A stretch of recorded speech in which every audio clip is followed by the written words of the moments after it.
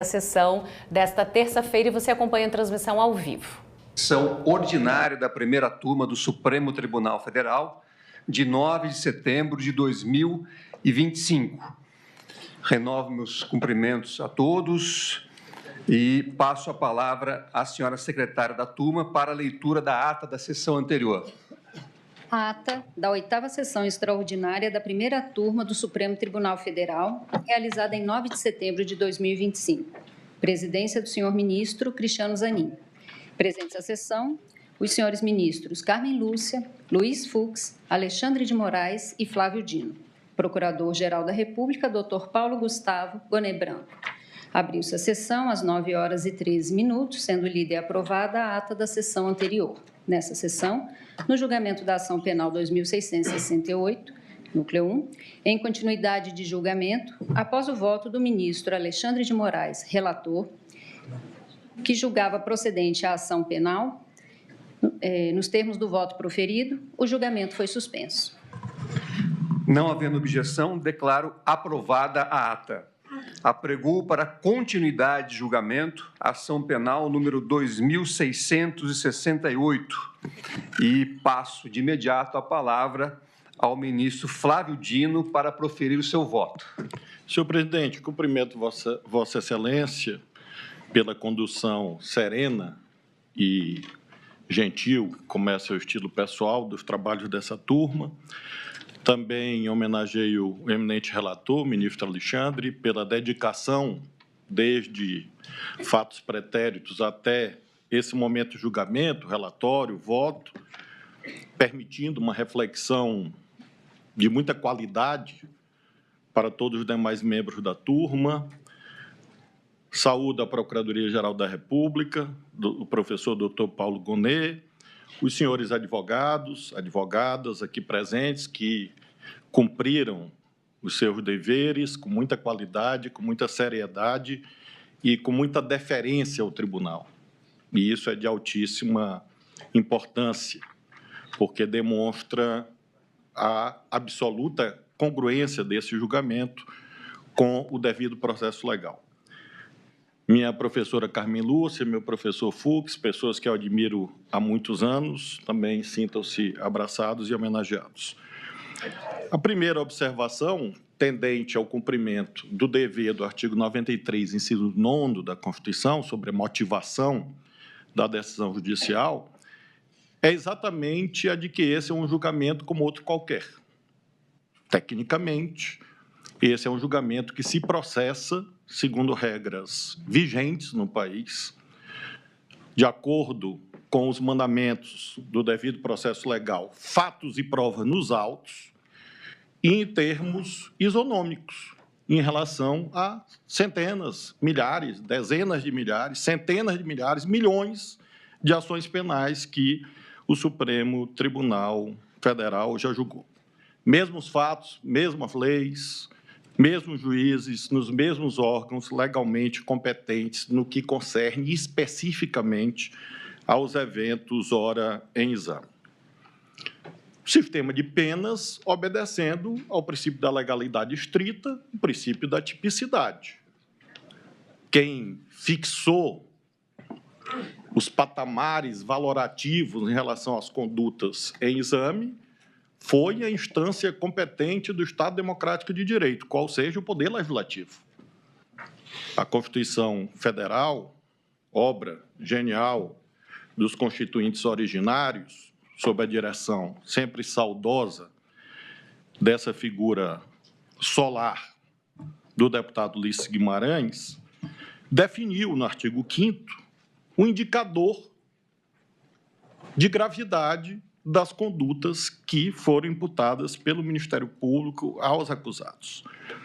Lembremos que no artigo 5º, inciso 43 da Constituição, há a previsão de que crimes de tortura, tráfico de entorpecentes e drogas afins, terrorismo e os crimes hediondos recebem a nota de serem inafiançáveis e insuscetíveis de graça ou anistia. E no preceito imediatamente subsequente a um convite óbvio à interpretação lógico-sistemática, lá está a definição no 44 do artigo 5º, que constitui crime inafiançável e imprescritível a ação de grupos armados, civis ou militares contra a ordem constitucional e Estado democrático. O legislador ordinário, portanto, tinha um comando a cumprir. E o fez ao fixar patamares mínimos e máximos para os tipos legais elencados, e o fez, a meu ver, com muita prudência. Daqui da colar ao debate legítimo, sempre legítimo na democracia, sobre o suposto rigor dessas penas previstas pelo legislador. Senhor presidente, eu sou daqueles que acredito que o direito penal e o direito, de um modo geral, não é o caminho idôneo a resolver todos os problemas da humanidade. Seria uma contra-utopia. Mas, sabemos bem, o direito penal é uma última ratio de tutela dos bens fundamentais da sociedade. Nós temos normas no direito penal, no Código Penal vigente, sobre os crimes contra o patrimônio. Esses crimes ditos contra o Estado democrático de direito recebem do legislador uma dosimetria similar aos crimes contra o patrimônio. Furto qualificado. Roubo. E não acredito que nenhum dos presentes pode dizer, com toda a dignidade que o direito de propriedade tem, indiscutivelmente, que ele se situa num escalão axiológico superior ao próprio Estado democrático de direito, sem o qual não existe direito de propriedade. Lembremos que a pena de furto qualificado, por exemplo, com emprego de chave falsa, é reclusão de 2 a 8. Lembremos que a pena de roubo é 4 a 10, violência, grave ameaça, 4 a 10. Então, se nós olharmos sob essa ótica, a dosimetria abstrata posta pelo legislador subconstitucional é bastante razoável, uma vez que o direito atinente ao cumprimento das regras democráticas não está num patamar inferior ao direito de propriedade. Nós temos uma moldura, portanto, para esse julgamento, de absoluta normalidade no que se refere aos critérios técnicos. Esse, portanto, não é um julgamento excepcional, ele não é um julgamento diferente do que nossos colegas magistrados fazem pelo país afora. E, por isso, meu voto, sobretudo, é um voto de lógica aristotélica, de premissas e conclusões, subsunção, vou descrever a moldura jurídica e os fatos, que, como magistrado, me cabe valorar como incidentes na previsão legal abstrata.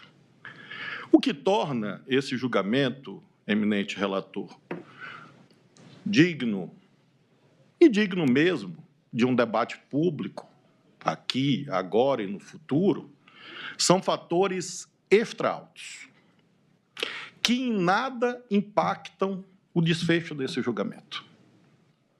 Há argumentos de natureza ad hominem, argumentos pessoais, agressões, coações, ameaças até de governos estrangeiros, não são assuntos que constituem matéria decisória. Quem veste essa capa tem proteção psicológica suficiente para se manter distante disso. E talvez por isso vista a capa, como sinal de que esses fatores todos extra-autos não interferem, e não interferem mesmo. Portanto, não há nos votos, e no voto que vou proferir, nenhum tipo de recado, mensagem, backlash, nada desse tipo. O que há é o exame estrito daquilo que está nos autos. E que bom que esse julgamento é tão criticado antes de acontecer, durante e depois. A única coisa que, como brasileiro, espero que as críticas sejam lastreadas nos autos. Não haja a transformação de um julgamento técnico um artefato midiático a mais de mera luta política, repito, externa ao Supremo. E a história do Supremo mostra isso. O Supremo já julgou políticos de todas as posições partidárias e ideológicas. Outro dia, julgou Mensalão. E isto foi um fato ordinário na trajetória do Supremo. Esse tribunal negou habeas corpus ao atual presidente Luiz Inácio Lula da Silva. E parece que, numa abordagem clubística, e que eu lamento profissionais do direito às vezes adiram, quando o árbitro de futebol marca o pênalti para o meu time, ele é o melhor do mundo. Se ele marca para outro time, ele passa a ser o pior do mundo. Só que o árbitro é o mesmo e as regras as mesmas.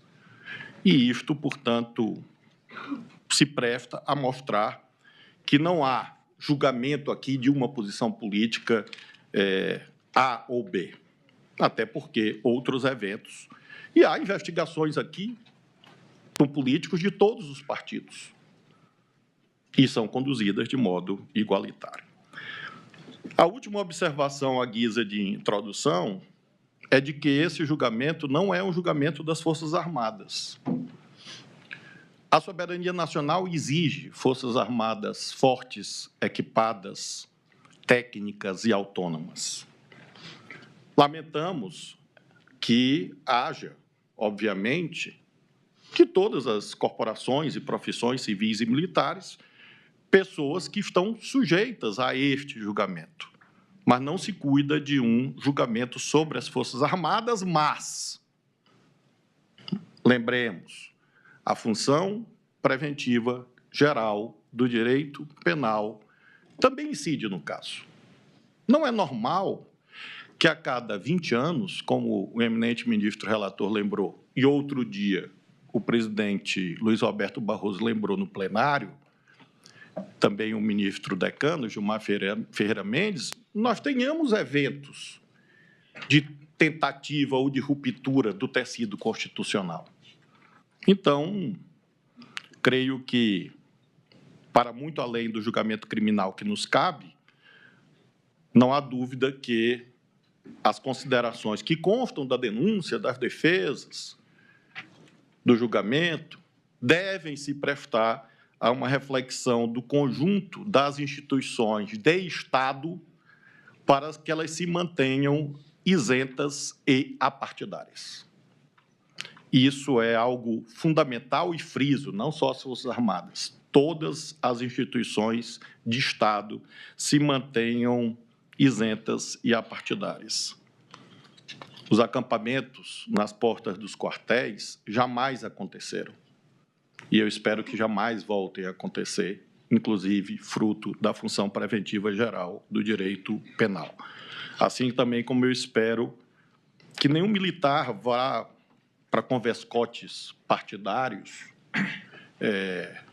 utilizando a farda para, por exemplo, tecer considerações desairosas a tal ou qual posição política.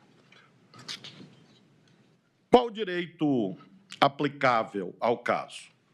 Nós temos vários preceitos, mas friso especialmente o 359L e o 359M, que não são estranhos à tradição jurídica democrática no mundo. Há um texto, que creio ser de leitura obrigatória, do Lowenstein, publicado na American Political Science Review em junho de 1937, em que ele trata da imperatividade da adoção dessas legislações protetivas da democracia a partir da sua própria experiência na Alemanha naquelas décadas de 20 e 30 do século XX. Não vou cansá-los com leituras, mas apenas 2 trechos de Lowenstein. A desobediência às autoridades constituídas, leio em tradução livre, naturalmente se transforma em violência, e a violência se torna uma nova fonte de emocionalismo. Os conflitos com o Estado, inevitáveis quando essa fase de agressividade ativa é alcançada, aumentam o sentimento comum de perseguição, martírio, heroísmo e vida perigosa, tão intimamente relacionado à violência legalizada como se fosse uma guerra. 1937, quase 100 anos, Lowenstein conclui a sua longa reflexão com um convite. As constituições são dinâmicas, na medida em que permitem mudanças pacíficas por métodos regulares. Mas, professor Paulo, precisam ser endurecidas e fortalecidas quando confrontadas por movimentos que pretendem destruí-las. É disso exatamente que nós estamos, eminentes advogados, queridos colegas da advocacia, a tratar aqui. Nós estamos tratando de uma tradição constitucional que não é liberticida ou tirânica. Pelo contrário, ela surge para, de modo evidente, evitar os cavalos de Troia, pelo qual, no uso das liberdades democráticas, se introduzem vetores de destruição dela própria. E não se trata, portanto, de um erro do legislador. Saúdo o Congresso Nacional quando aprovou a lei que nós estamos aqui a aplicar. Os federalistas, é curioso isso, nos Estados Unidos, trataram de como os tribunais são anteparos contra as tiranias. É, no mínimo, exótico ouvir-se que um tribunal constitucional é tirânico, porque é exatamente o oposto. Quem vai à literatura liberal do final do século XVIII vê exatamente de onde nasce o material pelo qual se constitui o controle de constitucionalidade a partir do início do século XIX, na Suprema Corte dos Estados Unidos. No pós-Segunda Guerra, o que nós estamos aqui vivenciando se consolidou na Europa Ocidental.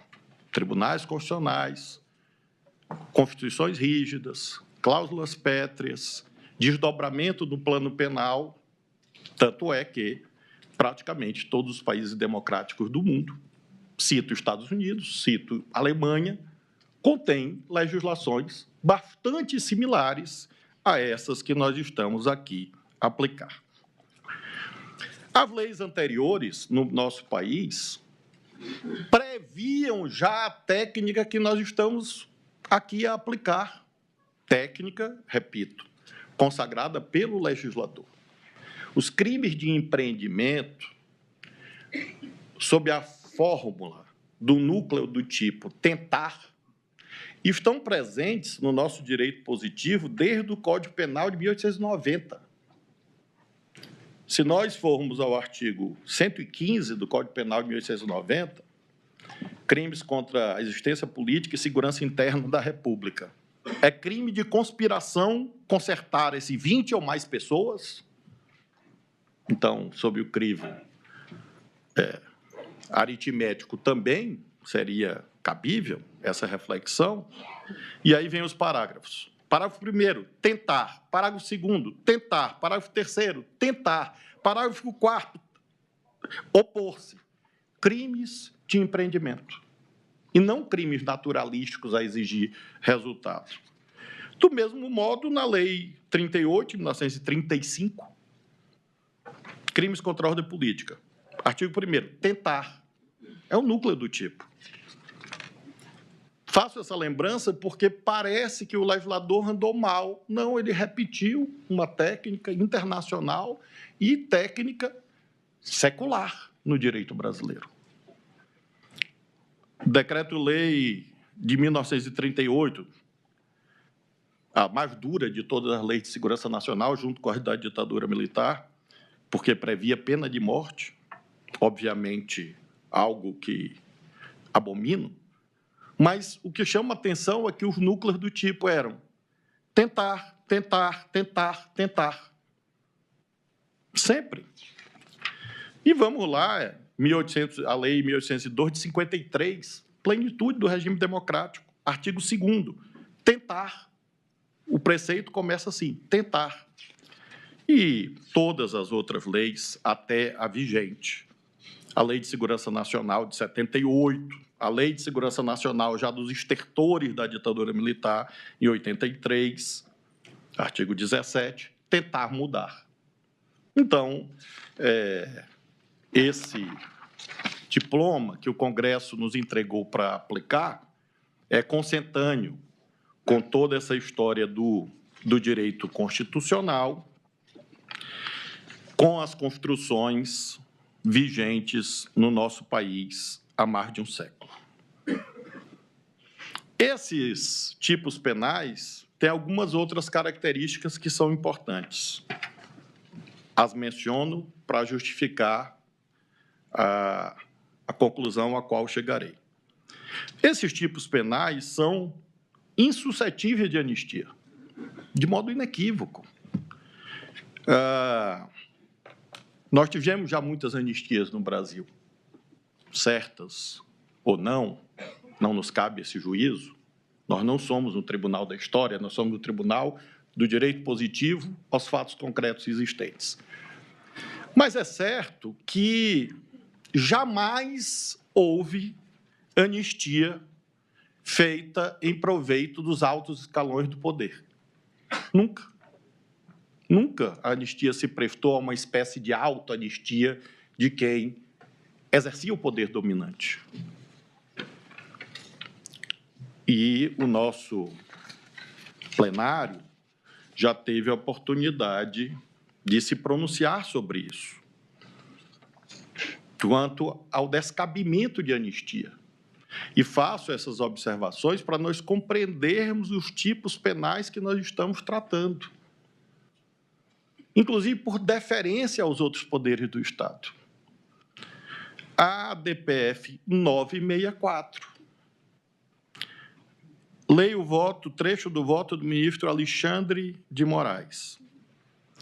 Trata-se, portanto, de uma limitação constitucional implícita, assim como é uma limitação constitucional implícita a concessão de indulto contra crimes atentatórios ao Estado democrático. Voto do ministro Alexandre. Voto do ministro Gilmar, analisando indulto, igual, nesse caso, a anistia, ato de soberania de clemência. Ministro Gilmar, nesse julgamento recentíssimo do plenário, no contexto de uma campanha errática de deslegitimação dos poderes constitucionais, é descabida a concessão de indulto. Ministro Luiz Fux, eminente colega de bancada, abro aspas, crime contra o Estado democrático de direito é um crime político e impassível de anistia, porquanto o Estado democrático de direito é uma cláusula pétrea, que nem mesmo o Congresso Nacional, por emenda, pode suprimir. Ministra Carmen Lúcia. Ela assinala que um indulto, anistia, resultaria na mensagem indevida a detratores da democracia e a Constituição de que eles poderiam continuar a praticar os crimes. Então, não seria um indulto, uma anistia, seria uma espécie de salvo-conduto para o futuro. Ministro Dias Toffoli, e eu colacionei voto de todos os colegas, mas esse é o último que leio. Dito de outro modo, diz Toffoli, não vislumbro coerência interna em ordenamento jurídico constitucional que, a par de impedir a prescrição de crimes contra a ordem constitucional, letra expressa da Constituição, como mencionei, possibilitaria o perdão constitucional aos que forem condenados por tais crimes. Pergunto, Toffoli, que interesse público haveria em perdoar aquele que foi devidamente condenado por atentar contra a própria existência do Estado democrático, de suas instituições e institutos mais caros. E todos os eminentes pares se sintam referidos. Claro que eu não vou mencionar aqui todos os votos, mas apenas para dizer que esses crimes já foram declarados pelo plenário do Supremo Tribunal Federal como insuscetíveis de indulto, anistia, portanto, dessas condutas políticas de afastamento ou de extinção da punibilidade. Esses crimes, a meu ver, data vênia, dos pensamentos em contrário, não têm abstratamente uma relação de consunção ou de absorção, até porque, tecnicamente, a relação de absorção e consunção é, sobretudo, fática. Fática a partir de premissas. Qual a premissa, a meu ver, que é decisiva? Nestes casos, o eminente relator demonstrou na parte da manhã, um tipo só geraria desproteção, ou dizendo, sob a ótica do princípio da proporcionalidade, proteção insuficiente a bens jurídicos fundamentais.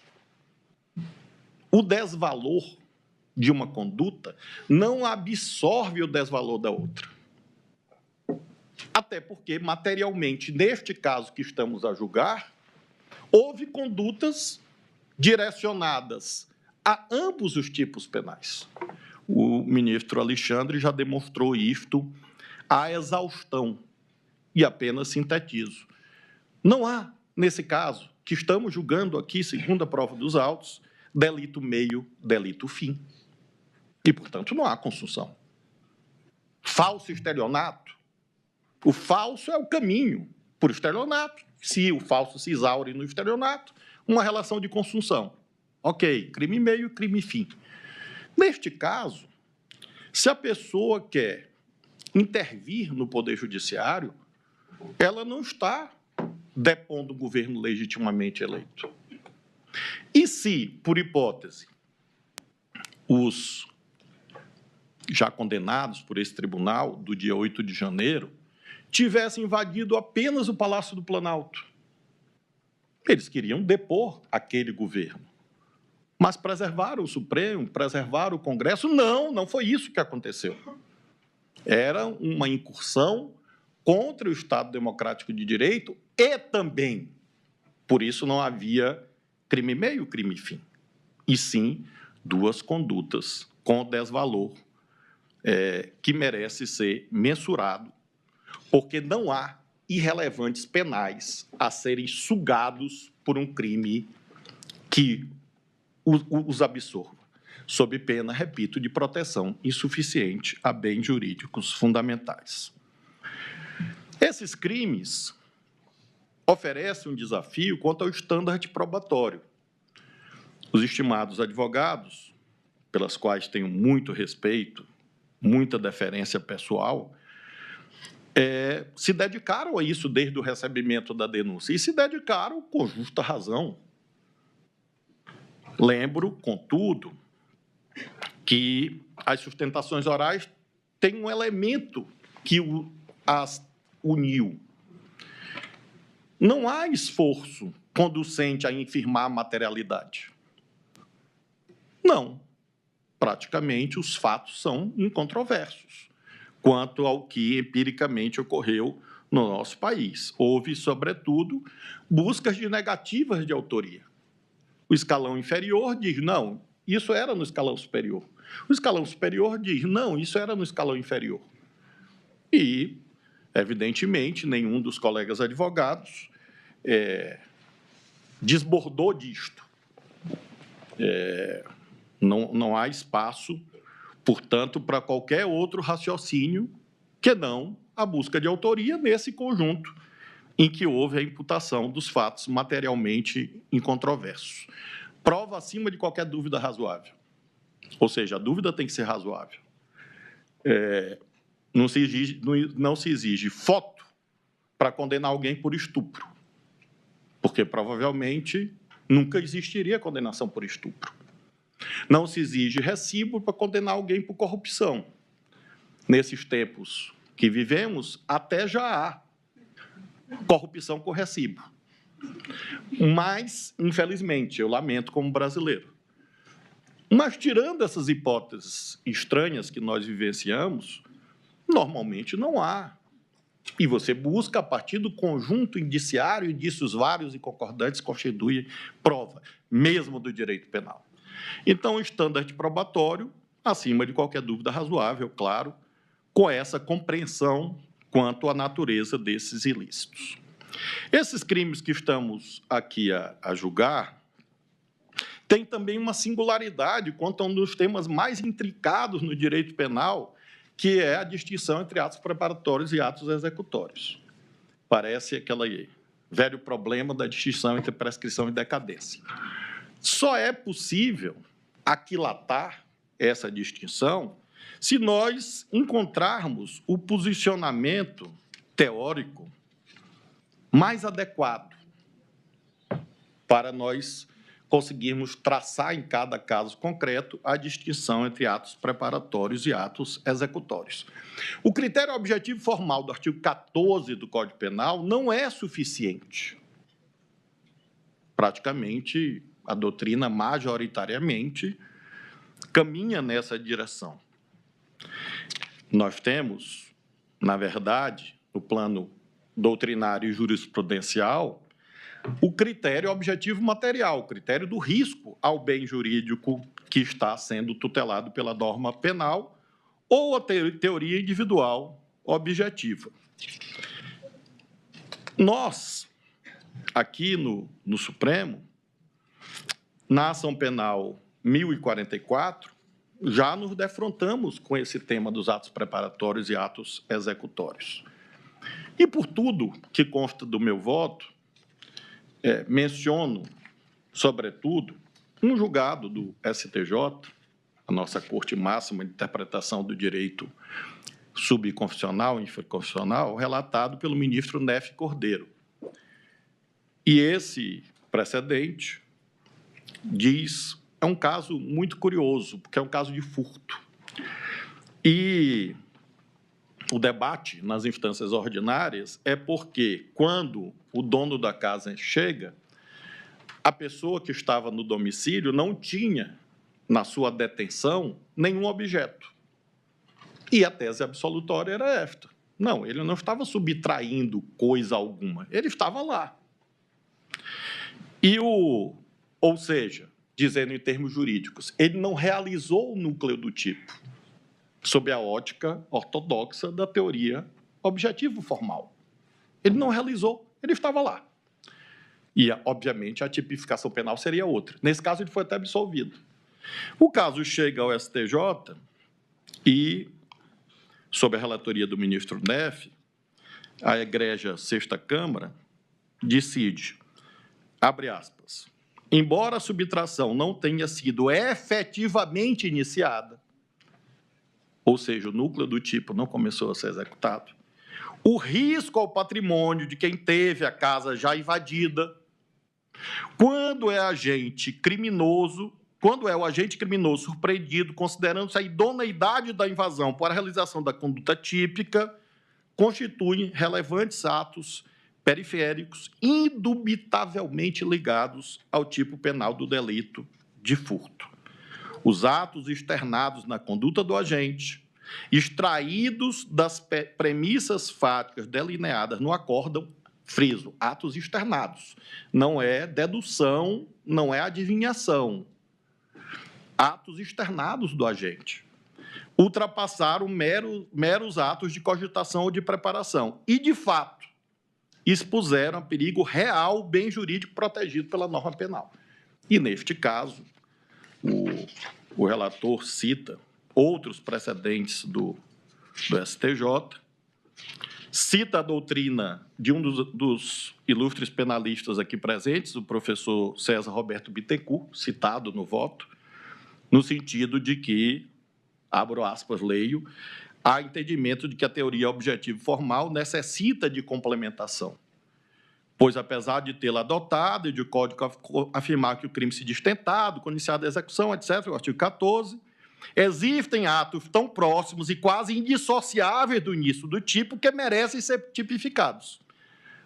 E assim diz o ilustre advogado e jurista, o plano do autor deverá ser entendido no sentido do dolo, como decisão de realizar determinada conduta típica e demonstrado na prática através de indicadores externos realizados com o contexto que se desenvolve.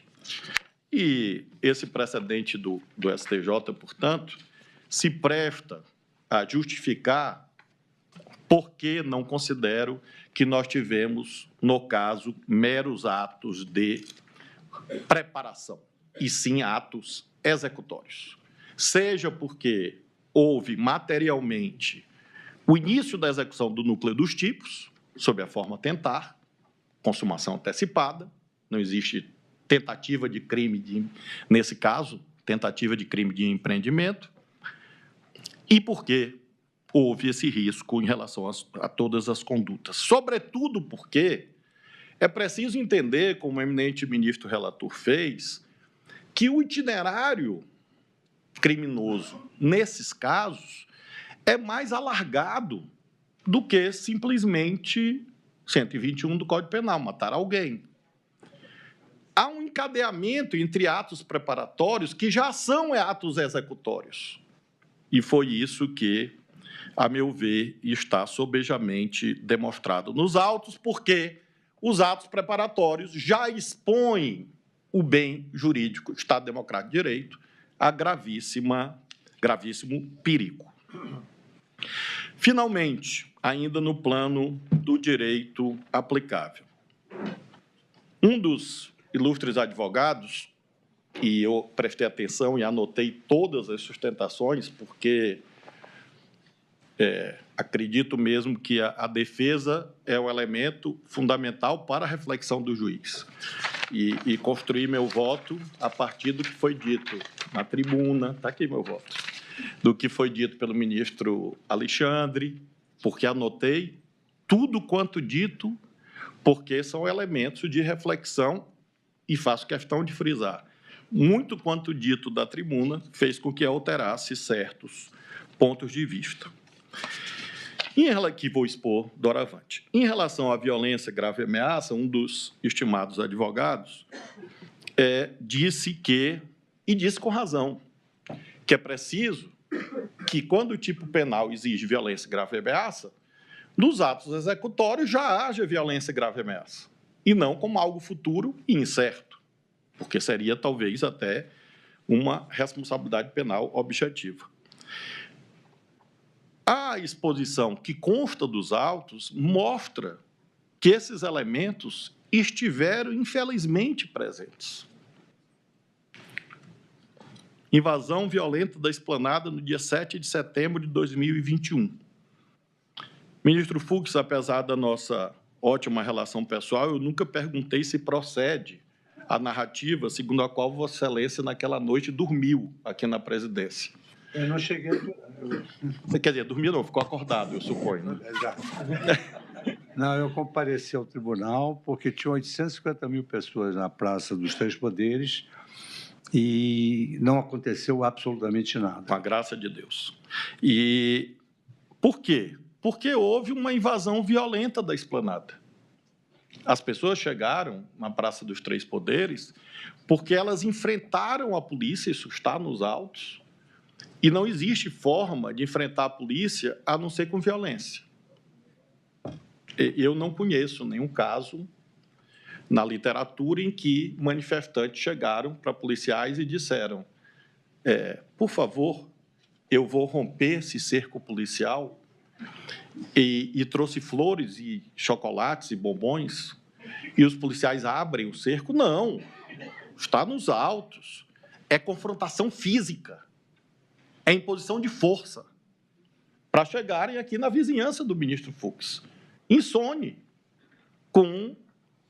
diz a literatura, a história do tribunal, diz que Sua Excelência, inclusive, preocupado com atiradores de elite e a mostrar, portanto, o ambiente que existia naquele momento da invasão violenta da Esplanada, em que o Supremo não foi invadido com a graça de Deus, e creio que o Supremo deve a Sua Excelência, o ministro Fux, que tomou as providências necessárias.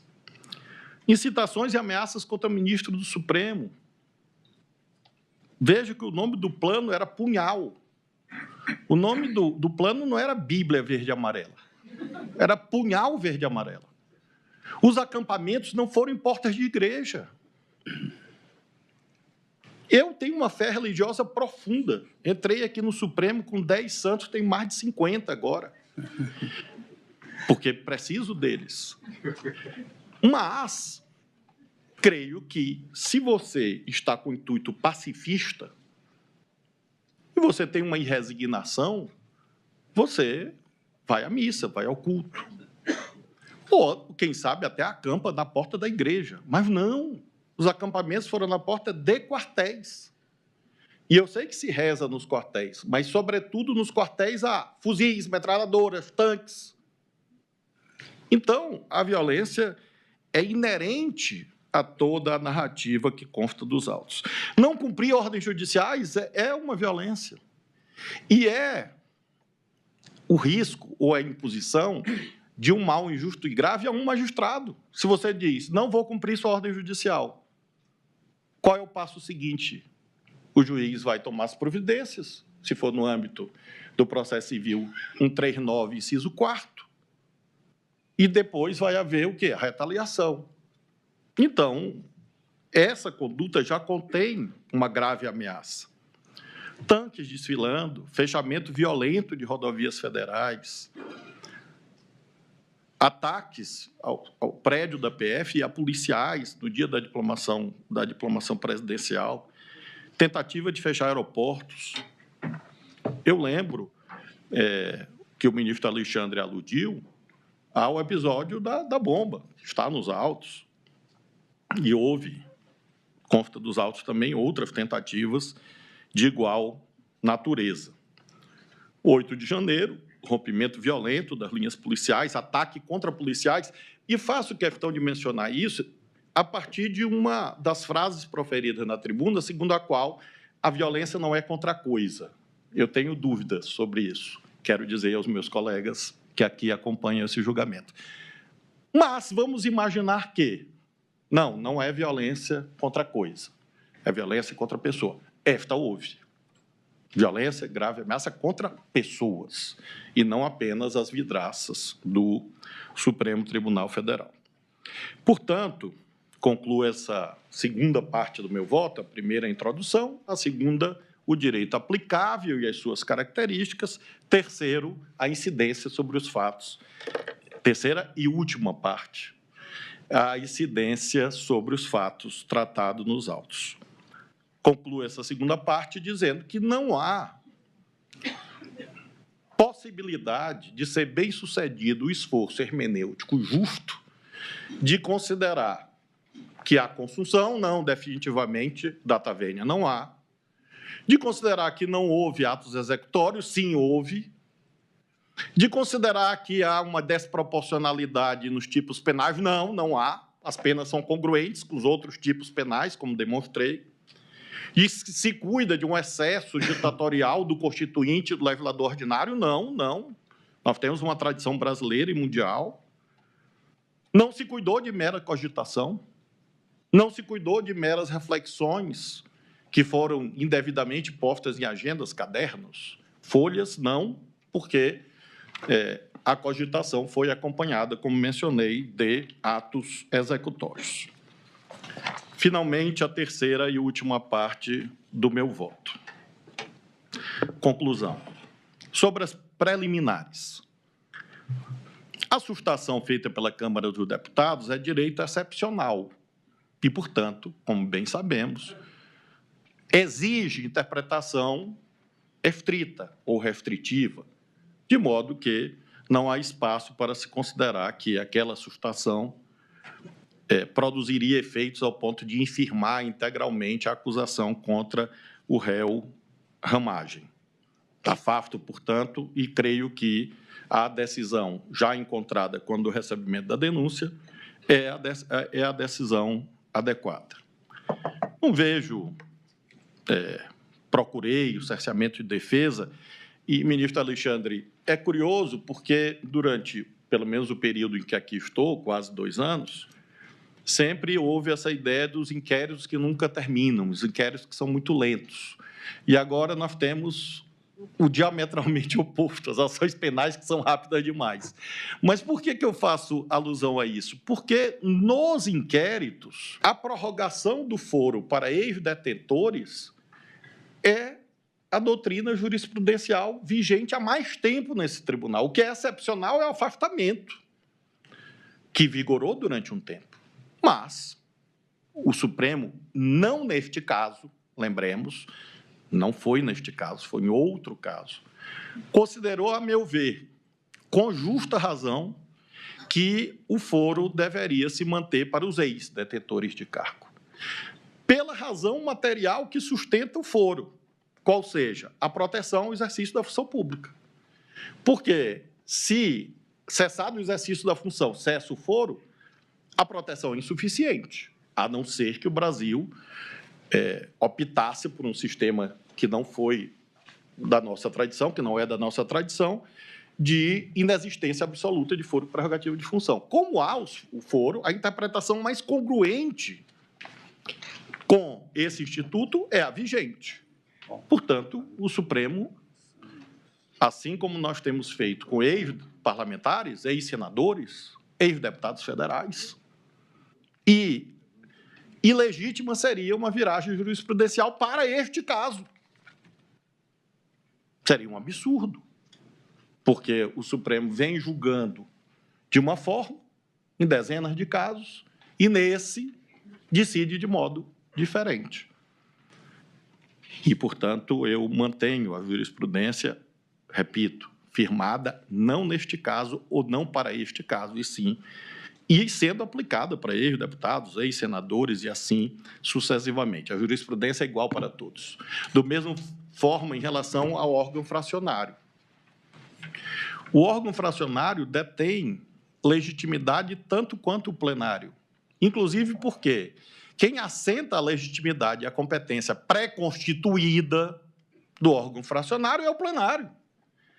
Isto em todos os órgãos de poder, inclusive nas casas parlamentares, em que há competências terminativas das comissões, exatamente porque detém a legitimidade outorgada pelo regimento. E tenho muita tranquilidade de afastar essa preliminar, porque quando houve a mudança regimental, eu aqui não estava. E com a ressalva, sempre friso, do eminente ministro Fux, todos aprovaram esta mudança. Eu não estava aqui. E lembro, se algum dos ilustres integrantes da segunda turma, antes da minha posse, tivesse pedido acesso à primeira, eu também não estaria aqui. Portanto, não há nenhuma nota, nenhuma mácula em relação a essa mudança regimental. E volta ao mesmo raciocínio. Haveria nódoa se a norma regimental não fosse aplicada para esse caso. Isto sim que seria estranho, já que outras centenas de pessoas foram julgadas e têm sido julgadas, tanto na primeira como na segunda turma, na vigência dessa norma regimental. E, portanto, não há razão para essa preliminar sobre incompetência. Tampouco há sobre os temas atinentes ao sistema acusatório. O juiz, disse o ministro Alexandre, não é uma samambaia. Eu achei uma alusão muito simpática e poética. Uma samambaia jurídica. Uma samambaia jurídica. Eu achei, até porque a samambaia é uma planta frágil. E achei, portanto, que isso revela características suas, ao contrário do que dizem. Então, é uma planta humana, eu diria, entre aspas, claro. É uma planta humanizada, convive nos lares, nos jardins. Ora, tradicionalmente, o que a doutrina diz? O juiz não é um conviva de pedra. Nem no processo civil. Nem no processo civil. O juiz comparece no processo civil com deveres. Estão no artigo 139 do Código de Processo Civil. Não existe um único modelo de sistema acusatório no mundo. É falsa essa díade de que é inquisitivo ou acusatório. E se é acusatório, é bom. Se é inquisitivo, é ruim. Onde que está escrito isso? Que nós temos experiências internacionais. Na Alemanha, você tem um modelo em que o juiz comparece à produção probatória.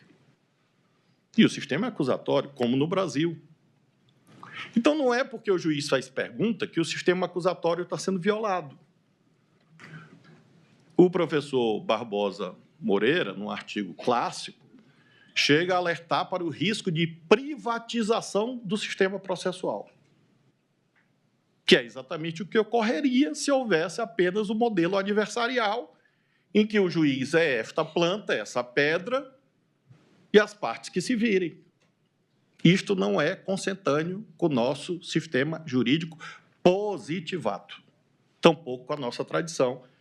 E, a meu ver, evidentemente, o legislador pode mudar em algum momento, espero que não ocorra, porque este modelo funciona há décadas ou séculos e funciona em outros países. Então, não há violação ao sistema acusatório numa espécie de aritmética jurídica, porque o juiz fez mais pergunta. Aliás, quando eu recebi, se não todos, me perdoem, mas quase todos os advogados, uma das coisas que os senhores advogados, as senhoras advogadas diziam e me alegrava é que eu tinha feito muita pergunta. Porque o juiz que faz pergunta é o juiz que está interessado no caso. Ele interessado no sentido de compreender as várias nuances, as várias faces, os argumentos. Então, o sistema acusatório não, no Brasil e em outros países, não impede, não infirma, não elide, não ilide a ideia de juiz que auxilia as partes à tramitação processual, porque não há processo estatal que seja submetido exclusivamente à vontade privada das partes. Repito, nem no processo civil. A outra preliminar que é frequentemente agitada é sobre o acordo de colaboração premiada. Esse é um dos institutos mais desafiadores do sistema jurídico brasileiro, posto que recente, inclusive. Por isso mesmo, sempre sujeito a questionamentos legítimos. Mas já temos algumas certezas a estas alturas consolidadas. Uma delas é que não há monopólio do Ministério Público, porque no nosso sistema nós temos uma duplicidade investigativa constante do nosso Código de Processo Penal.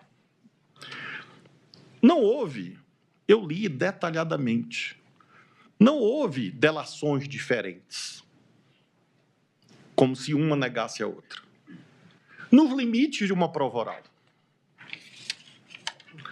Eu fui juiz de 12 anos. E fui juiz, inclusive, em juizado especial. Fui juiz criminal. E, portanto, vi milhares de pessoas. E é claro que a prova oral tem os seus limites. Quando nós inquirimos os nossos filhos, nós temos que aquilatar a prova oral. Assim o é. Então, neste caso, não é porque houve uma outra diferença. Eu lembro que houve uma abordagem sobre onde Braga Neto teria entregue o dinheiro para Mauro Cid. Não, foi na garagem, foi na biblioteca, ou foi na piscina do Alvorada.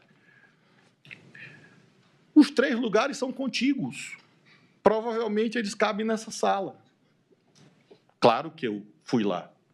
Então, aqui é a garagem, você anda alguns passos, ali está a biblioteca, e você anda outros tantos passos, aqui está a área da piscina.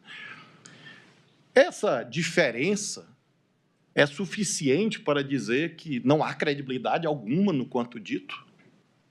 Me parece que não. É uma diferença razoável em relação aos limites, repito, da mente humana. Salvo algumas pessoas que eu conheço, as pessoas normais não são capazes de descrever onde o doutor Oliveira Lima estava sentado no dia do julgamento. E eu serei capaz de dizer onde o senhor estava e que cara o senhor estava fazendo, que você estava com a mão no queixo, com a graça de Deus. Mas, nesse caso, as provas orais, deslindadas pelo delator, me parecem absolutamente compatíveis com o acervo probatório dos autos. E esse é o crivo fundamental, as provas de corroboração. Tanto o legislador reconhece os limites, repito, humanos de uma prova oral, que afasta a possibilidade, corretamente, de haver um recebimento de denúncia ou mesmo uma condenação com base apenas nas palavras do delator, posto que há, portanto, os limites. Para afastar esses limites, existem exatamente as provas de corroboração, que exigem um juízo de congruência. E esse juízo de congruência interna, a meu ver, demonstra que, de um modo geral, faço questão de dizer de um modo geral, porque dizia o Bobbio que, em direito, a única regra sem exceção é aquela que diz que toda regra tem exceção. Então, é óbvio que é possível pensar dos vários depoimentos do relator uma ou outra inconsistência, mas sistemicamente e cotejando-as com as provas de corroboração, nós encontramos um acordo de colaboração premiada válido, suficiente para sustentar um juízo condenatório em face, repito, das provas de corroboração. Concluo, senhor presidente, analisando as condutas de per si, para justificar o que direi ao final.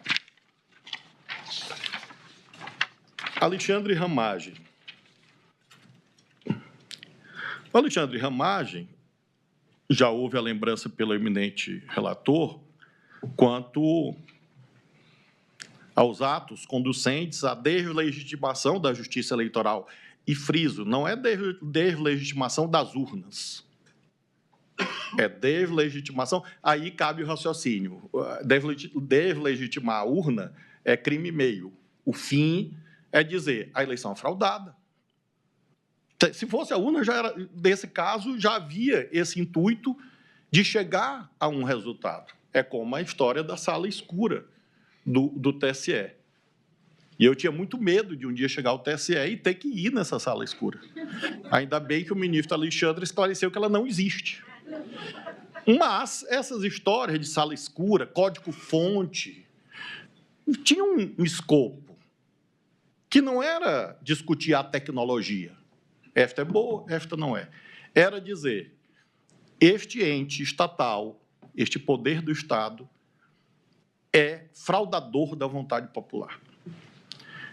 E o senhor Alexandre Ramagem atuou muito fortemente nessa direção, além daquilo relativo à chamada BIM paralela, que, como disse o ministro Alexandre, em si mesmo já contém uma impropriedade, porque, e acho que a ministra Carmen, quando das sustentações orais, destacou isso, de que não se inclui na inteligência de Estado a função de controlar externamente a justiça eleitoral.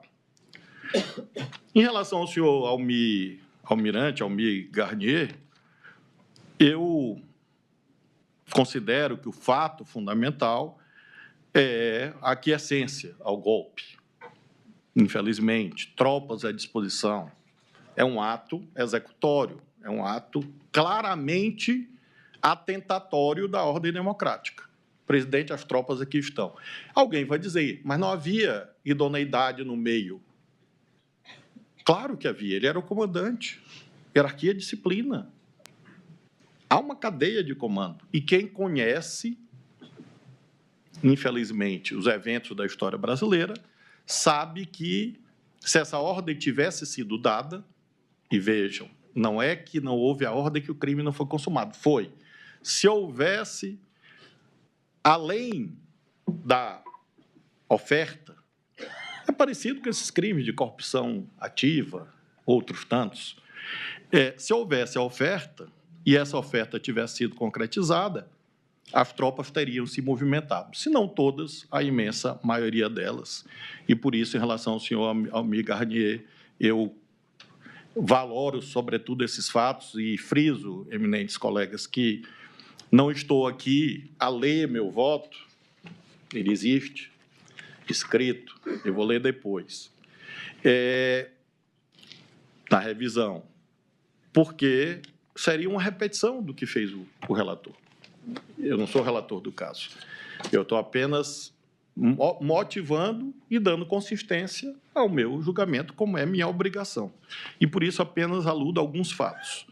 Em relação ao senhor Anderson Torres, reunião ministerial, incitação, operações da PRF para impedir votação de eleitores e a minuta do golpe, né, que mostra um envolvimento fático em relação dos atos ali praticados. Em relação ao general Augusto Heleno, e faço questão de mencionar, não há aqui ainda um juízo do 59 do Código Penal. Eu não tenho nenhuma dúvida que se cuida de profissionais do Estado brasileiro que, até esses eventos, atuaram de acordo com os cânones das suas profissões. Portanto, não há ainda, à luz do artigo 59, porque não se cuida da dosimetria, um juízo de dizer que foi ou não, é ou não bom militar, se é uma pessoa condecorada ou não, não se cuida disso. Então, mas as anotações, a agenda, os relatórios, reunião do dia 5 de julho, virar a mesa. Em general, vira a mesa como? Não é, obviamente, no sentido literal da palavra, é de vir a mesa com o uso da força armada do Estado. E o Gabinete Institucional de Gestão de Crise, etc.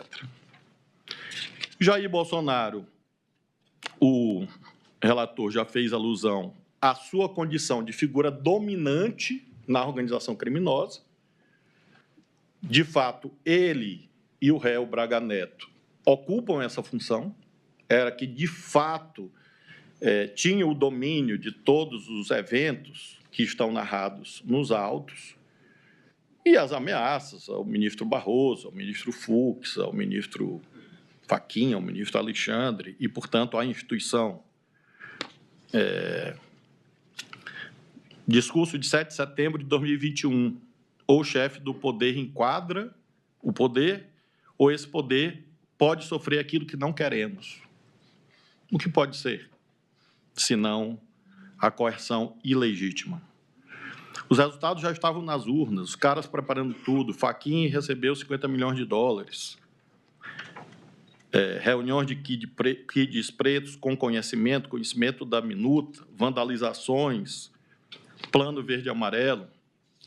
A mesma coisa em relação ao senhor Mauro Cid, que vou, posteriormente, aquilatar no grau máximo quanto possível os benefícios a ele deferidos, porque considero que a colaboração atendeu os seus objetivos de esclarecimento dos fatos e de utilidade para a investigação e elucidação de outros elementos fáticos e humanos dessa cadeia criminosa. Então, Mauro Cid também atuou sobre kids pretos, cartas aos comandantes, plano verde, punhal verde e amarelo, plano Copa, reunião com militares, interlocução com manifestantes, e assim vai. Braga Neto, já mencionei, de fato, coordenava os kids pretos, não recebeu pessoas para foto, fazia interlocução com os acampamentos, manifestantes, obteve recursos, repassou recursos e instigava, junto com Jair Bolsonaro, toda essa arquitetura aludida na denúncia. Em relação a Paulo Sérgio Nogueira de Oliveira, foi aquele que eu examinei com muito cuidado, exaustivamente, porque as teses da defesa muito consistentes,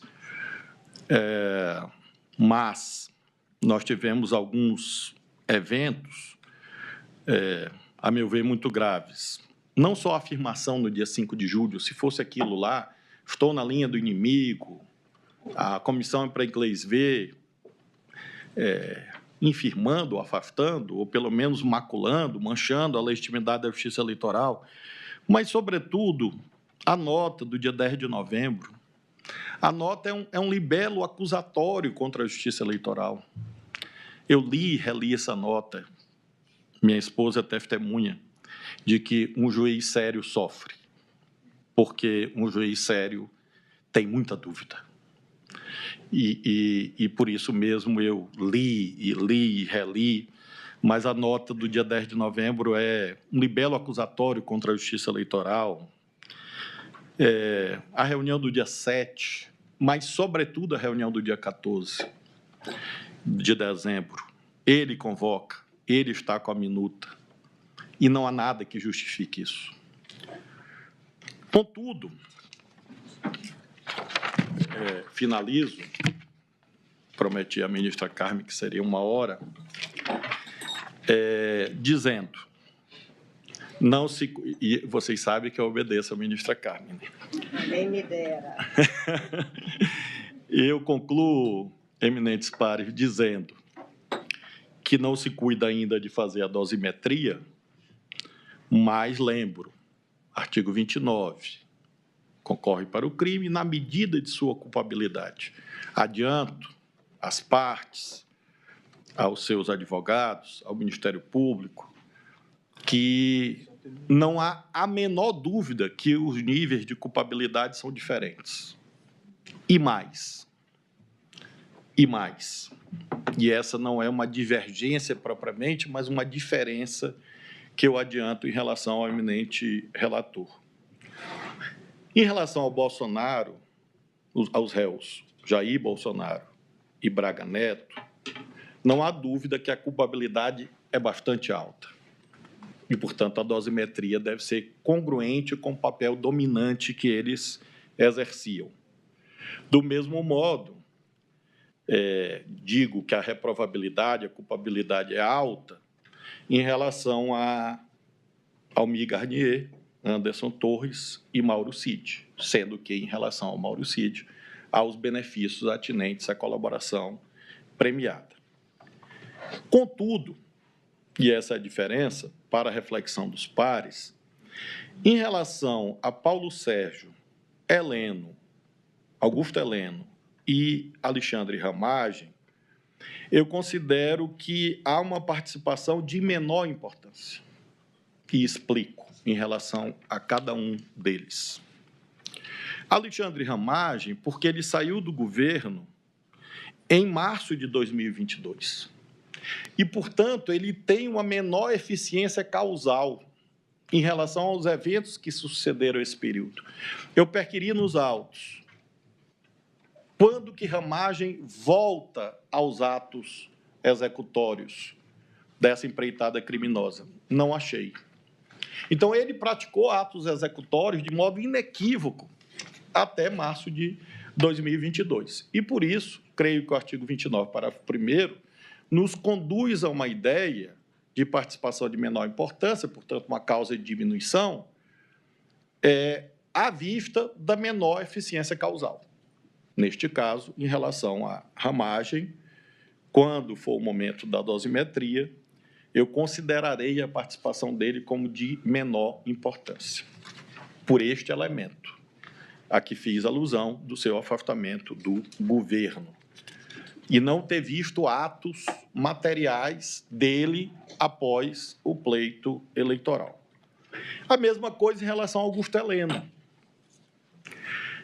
Eu não localizei atos exteriorizados de Augusto Heleno no segundo semestre. O advogado até aludia ao fato de haver uma altercação com o chamado Centrão. Ele não cantou, graças a Deus, mas, de fato, o Augusto Heleno, salvo engano, é aquele que cantava uma musiquinha rimando ladrão com centrão, ou centrão com ladrão, algo assim. Então, a tese é plausível, de que a tese é agitada na tribuna, de que houve essa participação de menor importância, porque não houve atos exteriorizados de Sua Excelência no segundo semestre. O nome dele estava no Gabinete Institucional de Gestão de Crise, sim. Mas uma coisa que me chamou a atenção, estimados colegas, estimada colega Carmen, é que ele não participa das reuniões. Ele não está nas reuniões. Não há nos autos que ele estava lá nas reuniões com o ministro da Defesa, com os comandantes, enfim, não vi. E, a meu ver, isso também indica uma menor eficiência causal dele a partir de um certo momento. Se foi por conta do Centrão, se foi por conta de problemas pessoais, políticos, pouco importa. É um juízo objetivo. Há atos exteriorizados de Augusto Heleno no segundo semestre, quando se deram os eventos, digamos, principais da trama que nós estamos a julgar? Não localizei. E, finalmente, em relação ao general Paulo Sérgio. Aqui é um juízo um pouco mais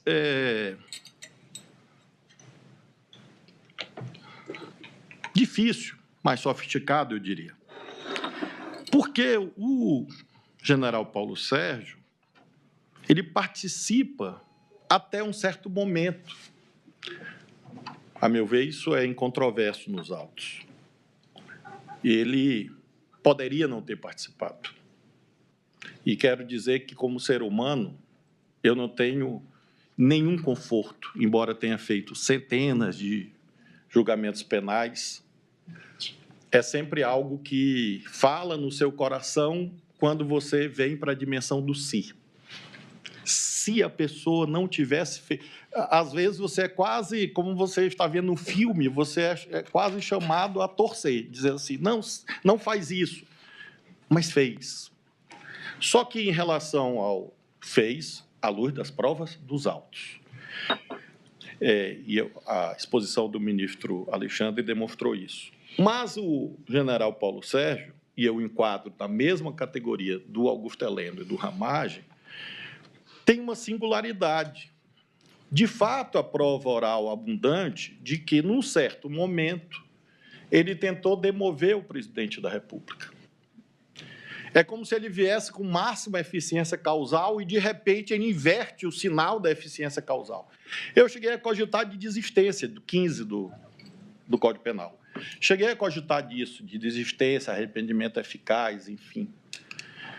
Mas não está claro o que aconteceu no dia 14 de dezembro quanto à desistência ser por vontade própria. O que está mais claro é que foram fatores alheios à sua vontade, ou seja, a não aquiescência do brigadeiro Batista Júnior e do general Freire Gomes, que o levou à frustração do intento de subscrição do documento no dia 14 de dezembro. Mas eu considero relevante a ideia de que ele tentou demover na hora derradeira. Poderia colocar isso apenas no plano das circunstâncias judiciais, atenuantes, eventualmente. Mas esse tribunal, com muita sabedoria, já consagrou, assentou inúmeras vezes, que dosimetria não é aritmética. Não há critérios matemáticos de fixação da pena.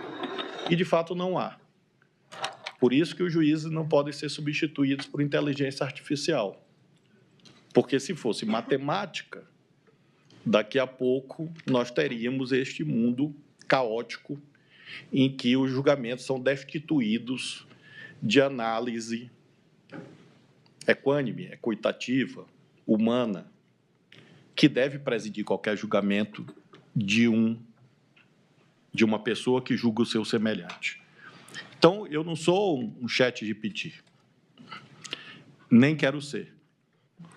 E, por isso mesmo, considerei que apenas em relação a esses 3 réus, definir essa participação de menor importância no plano do 59 ou das atenuantes seria um juízo que conduziria a uma reprovabilidade fática, material, a uma pena mais alta do que a minha percepção em relação à conduta deles. E, por isso, creio que uma técnica justa e lastreada no direito penal positivo, ou seja, não é uma invenção, é uma disposição consagrada pelo legislador, no 29, parágrafo 1º, é nós considerarmos que há possibilidade, inclusive, de redução da pena abaixo do mínimo legal. São os réus, o ministro Fux me indaga, são os réus Alexandre Ramagem, Augusto Heleno e Paulo Sérgio Nogueira de Oliveira. Obrigado. E fiz, ministro Fux, essa análise, porque, quando da dosimetria, eu vou apresentar, à luz do que o relator propuser, algo consentâneo com esta minha visão de que há patamares diferentes de culpabilidade e nos cabe encontrar técnicas que conduzam a um julgamento técnico e justo. E é isso que eu concluo reivindicando, que haja críticas ao Supremo, não há dúvida. Que bom que há. Nós crescemos com elas, desde que sejam críticas que não visem exterminar o Supremo. Críticas que visem, por exemplo, estigmatizar seus julgadores ou as suas famílias. Isso não é leal.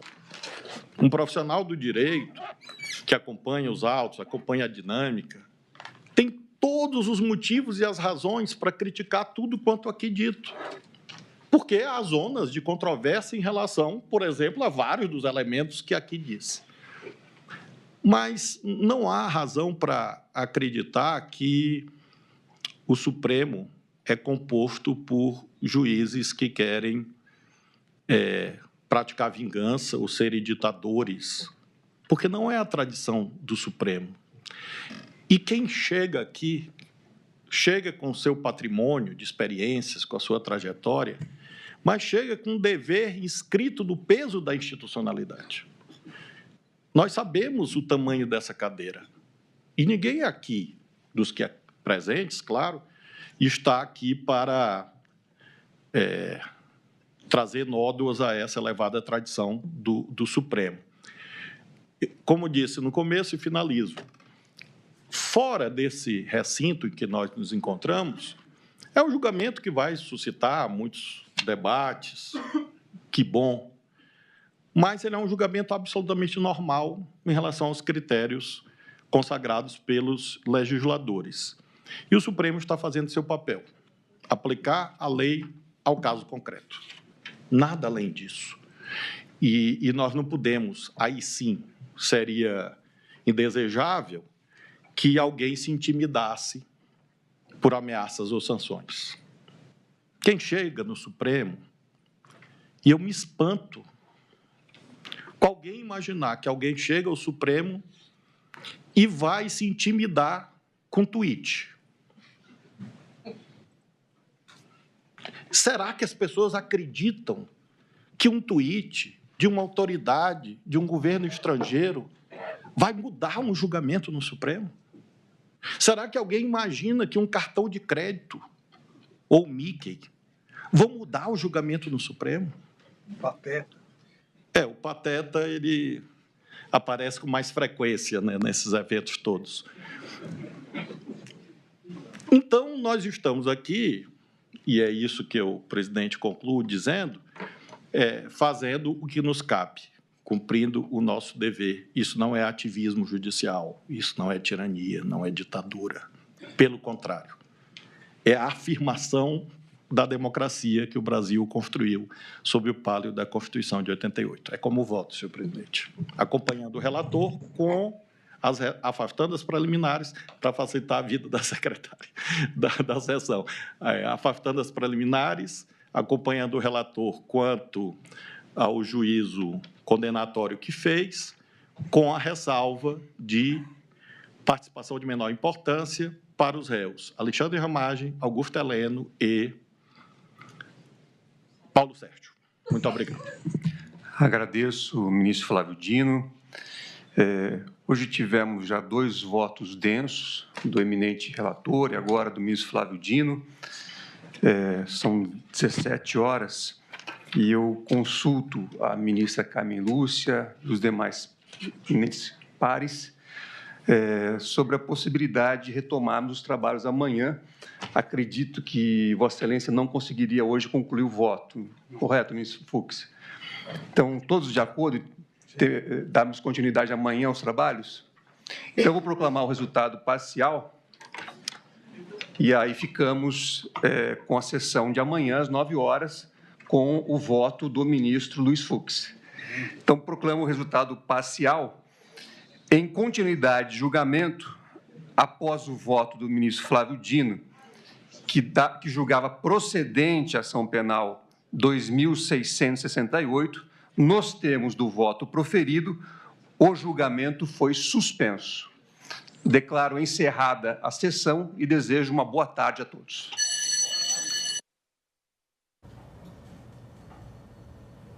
Gisele, muito obrigada pela sua companhia ao longo do dia de hoje. Tivemos o voto do ministro relator, o voto do ministro Flávio Dino e amanhã retomamos